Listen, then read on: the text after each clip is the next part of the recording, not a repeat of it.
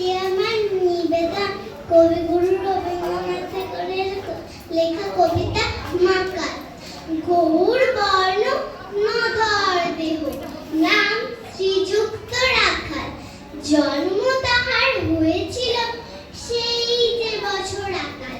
গুরু মশাই বলেন তারে, বুদ্ধি তেমনি একেবারে। দ্বিতীয় ভাগ করতে সারা 6 মাস ধরে নাকাল। ভেঙে ভেঙে পড়ে মাদর, নাম দিল তোর মাকাল। নামটা শুনে ভাবলে প্রথম, বাকিয়ে যুগল ভুল।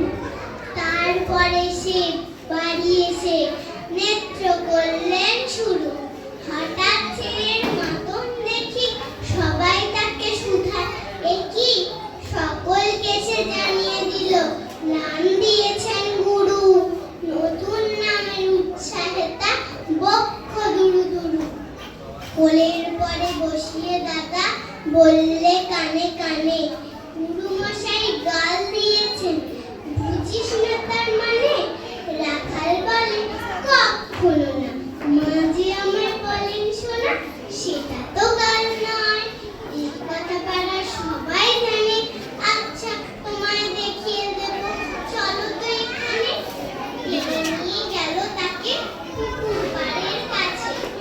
বেড়ার পরে লতায় জেঠা মাকাল ফলিয়াছে।